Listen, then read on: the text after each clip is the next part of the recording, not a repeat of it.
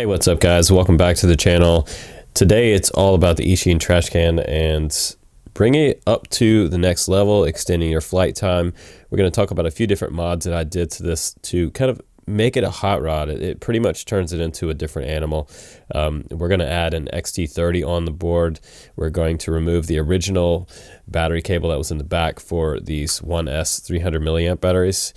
These are the ones that come along with it. And while these are great, they're HV batteries. You can have a lot more power in this quad if you decide to put an XT30 type of connector on there, and that will enable you to fly a little bit larger battery because this power system can really handle a 2S450, and I have the 2S450 tattoo battery here that we're going to run today. You're going to be pretty amazed with the power to weight ratio this battery provides versus the original setup. Now, what's cool about this is you can go back and forth from 1S to 2S. So if you're wanting to run this quad on a 1S setup with these type of batteries, I would just stick to what you have. But if you're looking to make this thing an ultimate Lambo of whoops, this is the way to do it. So you're going to add that XT30 on there and just set that other cable to the side, and you can always go back to it later if you want to. The other thing that I did was I snipped off this bottom plate right here to allow my much larger battery to fit through there because, and I just, with the Velcro on the bottom of the batteries, you can't slide it through with the 450. It's too thick, it's too tall actually. So this is an easy way to just do this upgrade. Just snip these off, put yourself a piece of flat Velcro down there, and always put the fuzzy part on the battery, and then I can seat that 450 in there quite easily. And you can also put some wider style batteries on there as well. So either the narrow ones or the wider ones will fit with this strap. And you can get these straps off Amazon. These are the iFlight Micro straps. I believe they come in 5-packs.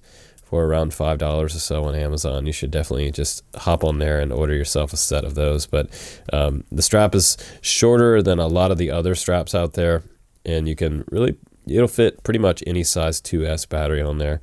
I would suggest not really going over 500 milliamp on this particular setup because it starts to feel kind of heavy. Now also the next mod that I did, and you want to be conscious of the way that you're putting the antenna on here. If you want to upgrade the signal on this, it is great that it has smart audio, switchable VTX, and all that good stuff on here like we all love. But to make it a little bit better, I took the dipole off. I wasn't a big fan of the dipole. It fell off during one of my flights and I lost it in the field, and just kind of forced me to upgrade. So I do have other dipoles laying around the shop, but I didn't decide to do that. This time around, I decided to use the Furious FPV Big Mac antenna on here. It's a really awesome little miniature pagoda style antenna, and this really did upgrade the camera system VTX signal back to my goggles a lot. This was a really great upgrade, and this is not a super expensive upgrade either. So a few upgrades here that will really help you make this a completely different quad. It's kind of amazing how different it is now.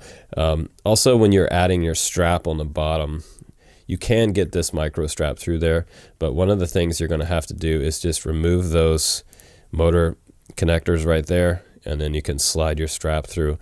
Otherwise, there's too tight in there, and you risk breaking off something in there off the board. So be very careful with all the connections on these two boards that are sandwiched right there, because they are quite they're very fragile, especially where the camera connects to the top of the VTX there. That connector right there broke off on me on my other quad, my original trash can. So this is the second trash can that I told you that Banggood was going to send us for a giveaway, and this is the one that I'm going to give away with all the mods on there. So somebody's going to get an upgraded, modded, awesome Lamborghini style trash can. It's going to be quite a fun experience for you. So that giveaway is at the end of the month. I believe the first week of February. So if you want to become a Patreon on the channel, that's going to get you entered into that drawing. Patreon's awesome. It's an app you can download to your phone, and then we can chat in real time over messages. If you have some questions about any quad on the planet, I will try to help you out and give you some tech support. It's a really cool little community. You can also do posts in there, and also download the Discord app, because everybody that signs up is also eligible for Discord chats. So let's hop into Betaflight real quick, and I will show you my settings that I have going on here. I did make some changes, and then we'll go out and do some flying, and I'll give you my final thoughts on the upgraded edition of the Trashcan by Eachine. Here we go. Let's hop into Betaflight. Let me show you what's going on here. Okay, so let's just go ahead and plug in the quad, and you want to put your Velcro a little further forward so you can still access your USB port. I'm just going to show you the settings that I have on here. This will apply to either this XT30 version or the other version, the original version that came with it. We do have Betaflight 10.4 on here, so you could upgrade that to the latest and greatest Betaflight 3.5, but I'm going to go ahead and show you the ports. And one other thing, when you have your quad level on the table, if you have the rear facing towards you like I do here, go ahead and test out your axis. Make sure all your axes are right. If your quad looks a little bit off on the horizon the way you're holding it, if you're holding it completely flat, you can always press reset Z axis right there, and it will kind of bring it back to level for you. Press that, say if it was like this and you press it again, it'll bring it back to flat for you. So you can check out your configuration. So let's go to the ports tab over here, and you see that TBS smart audio is enabled. So we do have smart audio there to go in and change the power and the VTX and the band settings, which is great. And since this is running the FrSky SPI type of configuration on the receiver, it's a built-in receiver into the flight controller. You don't actually see anything here for the receiver setup, and I'm going to show you that in the configuration now. In the receiver tab, SPI RX is selected right here, and FrSky X. So the SPI receivers that are built-in receivers don't give you quite the range that something like an XM Plus does. This is not a full range receiver, so keep that in mind. You're going to get a football field and a half to 2 football fields away with the SPI type receivers. So that's something to consider. If you ever wanted to do any kind of upgrade, something say like an XM Plus or something on there, you're going to add a little bit of extra weight, a few extra grams, but it might be worth it if you're looking to extend the range on this quad. Now let's go ahead and go back up to the top, and you can see here it says reversed. So we're in a props out configuration. So that means that normally I would say right turn rear, but we actually have left turn on the right rear. So this is good for a lot of purposes. Say if you crash into a tree, you can kind of push your way out of the tree. Otherwise, also it's not grabbing stuff as much, it's pushing out, which is a nice configuration for whoops. Now over here, they also, on the ESC protocol, they have D-Shot 600. Turn off motor stop right here. They had motor stop turned on in the stock settings. So if you're using this video to kind of set your quad up, you want to go ahead and turn motor stop off. So we're going to make that change, and we're also going to leave the motor idle percent at 4.5. That should be just fine. And you can leave this here the way it is, motor direction reversed. You don't want to turn that off. And the board is aligned, and all the axes, roll, pitch, and yaw is zeroed out. And the arming angle right here, your maximum arm angle should be set to 180. That is something that I changed. I believe they had that set to 25. So if you want to enable turtle mode, which I did on this quad because I want it to be able to flip over if I go like a football field away and I know that I'm on a nice hard surface that I can just flip back over and take back off. I didn't have any issues with burning out the ESCs on the other quad. So that's totally up to you there if you want to use turtle mode. I love it. It's the crash recovery mode. It's great. You can put it on one of your switches, and I'm going to show you that here in a second. Also, personalization, I left a trash can here, but you can change that to make your craft name anything that you decide you want to make it. You can make it your pilot name so people will know it's your video when you upload it to Facebook or YouTube. Now, other features down here, we have telemetry on, LED strip is on, obviously. I have air mode turned off, and that's because I'm actually enabling air mode by turning off motor stop. So that means that when I flip my arm switch, that the motors are going to automatically start on that low idle. essentially air mode. So this is a better way to do it. It's the old school way to do it, and it actually works quite good.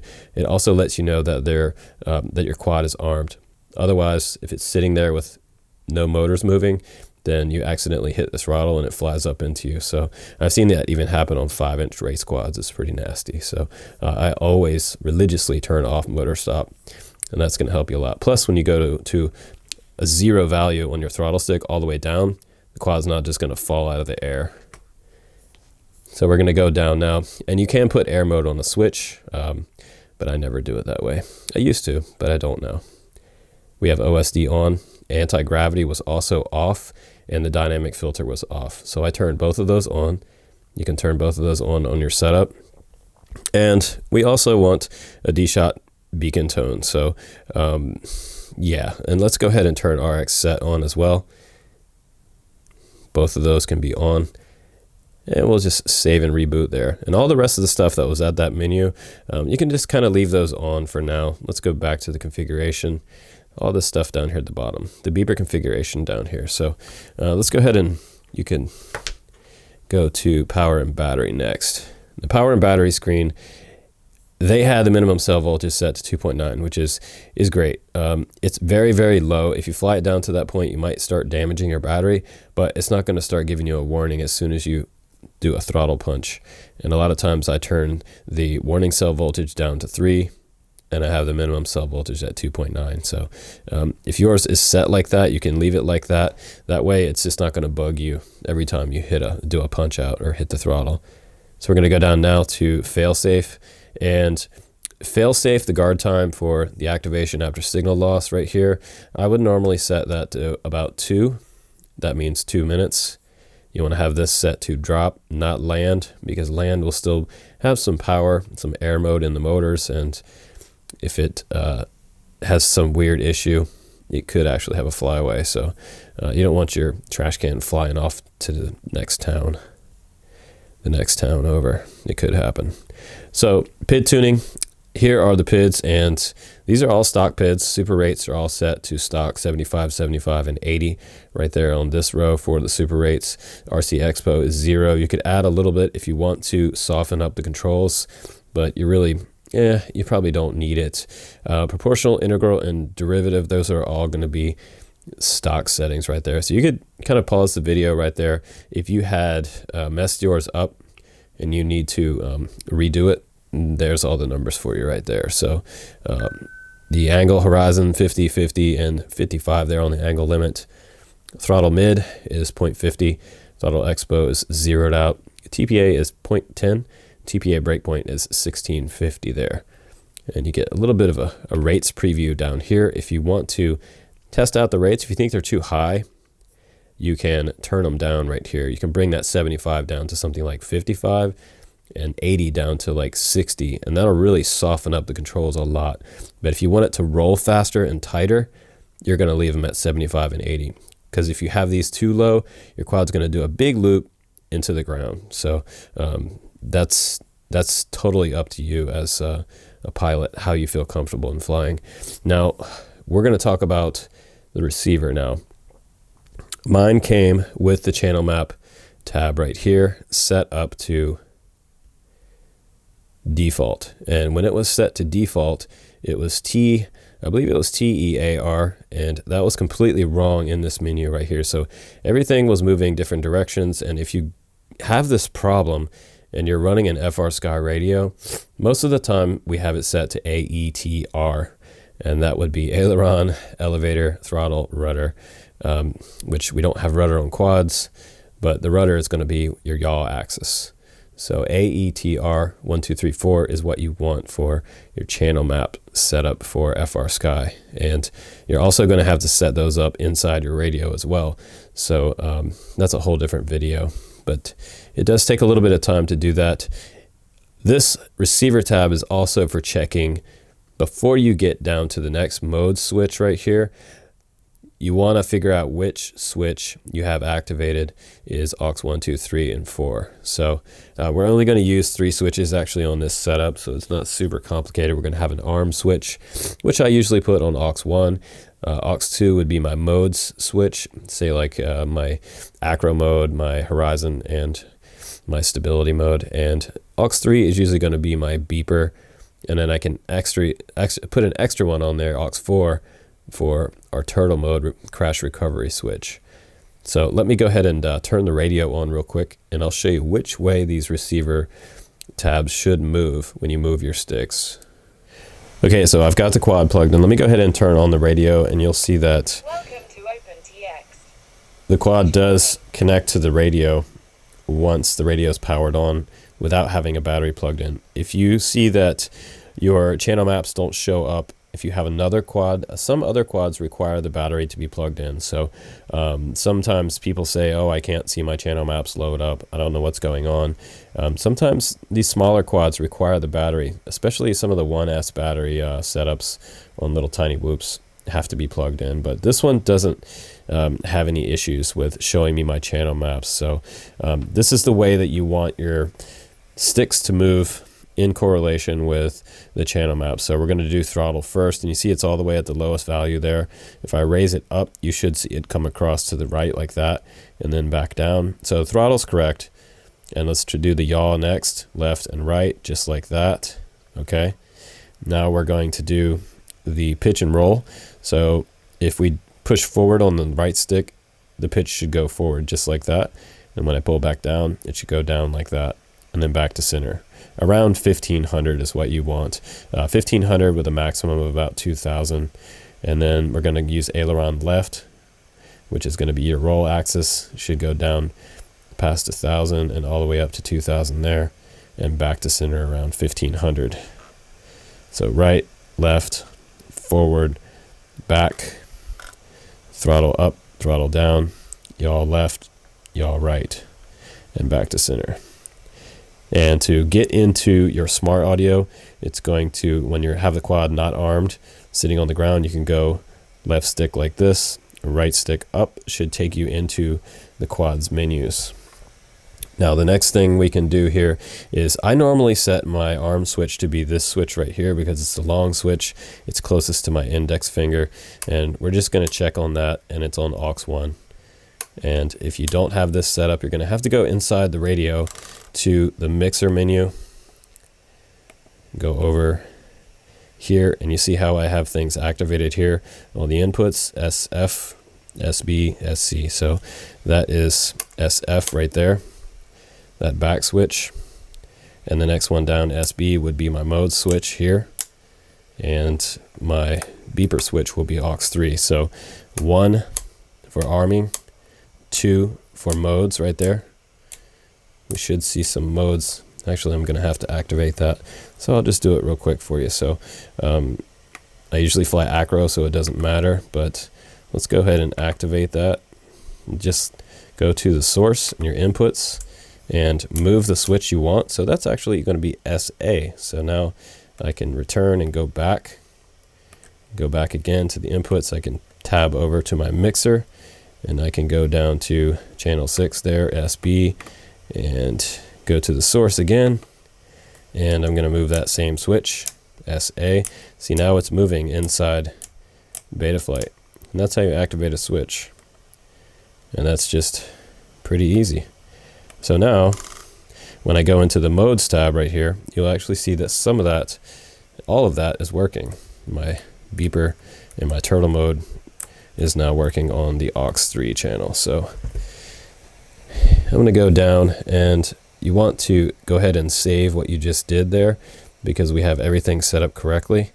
Now I can go to my mode switch, and I'm going to move that arm switch here. You can see I have it set up, and if this slider bar is over here, you want to grab it in the middle and slide it to the outside edge, just like that, because that's going to be the furthest point towards you when you pull the stick towards you, the arm switch. And we can save there, and you'll see this little yellow dot move over in the center. That's where it should be when it's active, and when you don't want it active in that down position, it should be just free floating over here. So you can add a range here. You can do angle mode.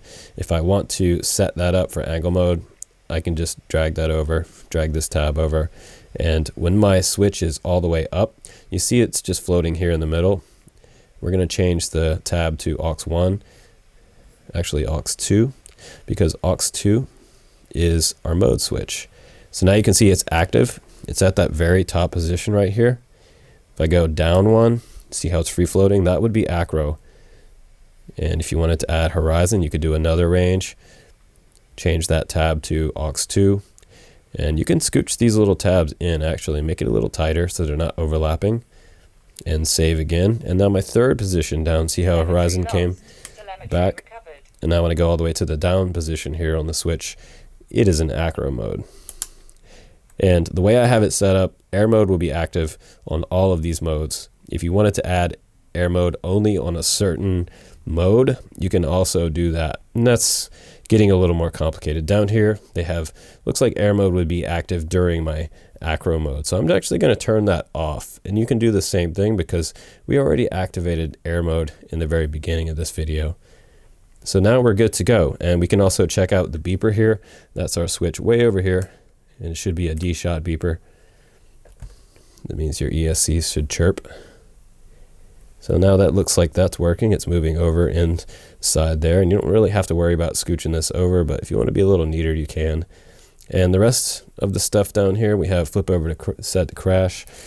You can put this one on a different, actually put this one on a different channel. If you wanted to make an extra switch there, go to aux4 and do it that way. You can do it that way. So let's go ahead and save that. And you can see how it jumps over to here when I move that outside switch. And now those are on different channels. You want to make sure that your flip over after crash is on a different channel than your beeper, because you might have to use your beeper at a time where you don't want it to flip, because it might be in the weeds and you don't want it to power up. So now all your modes are set up. You should be good to go with your Eachine Trashcan modes for FR Sky. Hopefully this little setup video helped you out and helps you get all of your modes and your arm and your beeper and your flip over after crash setup. Now the next thing I'll show you guys is the Osd setup, and you know, this is a personal thing. You can change this configuration to however you want it. If you're brand new to FPV, one of the things you have to know about Betaflight Osd is that the fonts can be changed. You can move anything around on the screen that you want. You can put things on the screen or take things off, and they're all right here on the left-hand side. It's the elements menu right here. And you can actually click and drag on like the name right there. I can move that anywhere on the screen I want. So I can customize this to my heart's desire. I always like to have the name of the craft right in the middle there, as centered as I can get it. That's a little bit to the left, and move it over to the right a little bit. And down here is the font manager, and you can go in, you can make the font bold. And sometimes when I do the font manager, up here is your font presets. You could even use your own font in here if you want to. If you have one on your computer you like to display. You can also change the custom image here. If you have Photoshop, go in and add your pilot logo here by 288 by 72 pixels. And it must contain green, black, and white pixels. So it has to look something like that, or it won't show up correctly when it loads up. It's a little bit tricky to do that in Photoshop, but I've done it before. Added a Drone Camps logo on there. And up very top we have RSSI. I also have my band and channel up here. It looks like I'm on, it says race band 2.1. I doubt that's right, but sometimes it won't be right on screen right here. And down here we have the average cell voltage. Just above that we have the total voltage of the battery, and that's not going to display correctly here either as just a sample. Over here on the right hand side, I'd like to have my modes right here where it says stability. It'll change to horizon and acro, and then just above that I have the on time, so it kind of lets me know how long I've had the quad on sitting on the ground. You can also change it to fly time, which fly time will give you how long that the motors have been spinning and you've been in the air. So that might be a little more precise. But everything looks good in the Osd now, so I'm going to go ahead and save that. And now we can go down to the CLI, and this is a mystery to a lot of you new guys. If you want to find out what version of a flight controller or firmware you have on board your quad, type in version and hit return. So it shows us that we have Betaflight on there. It shows us that we have Crazy Bee F4, C4FR 4.00. It says December 2018. Another thing you can do is you can type DUMP, and dump will show you everything on board your quad. So if you want to also save all this information the way I've set it up here for you to a file, you can save that to a text file on your computer. Save it like something like trash can settings, and then you can open it up later, copy it and paste it into this window. Say you had a problem and you blew up your flight controller. Well, you ordered a new one, and now all of your settings that you used in this video are gone. You can just go back, copy and paste them, and dump them here, and type in save afterwards and hit return, and it will automatically copy all this stuff back over to your flight controller, all your switch settings and everything, so you wouldn't have to do everything all over again. Same thing might apply to upgrading the firmware if you're going to upgrade the firmware to the newest Betaflight. But that's about it for this setup video, and hopefully you guys gain some knowledge out of Betaflight as well, or some switch knowledge inside your radio on your FR Sky radio. I know my screen probably looks different than your X7, or if you're using the X Lite, but they're all virtually the same screens, basically the same info. But let's go ahead now, and let's go ahead out, and we will, oh yes, okay, so now we will go outside, and I'll show you what this modded trash can is all about, and how much different it flies. It really is super awesome with the XT30. Way more power being put into the system and access from the battery now. So it really does wake this quad up a lot. Here we go, guys. Let's do it.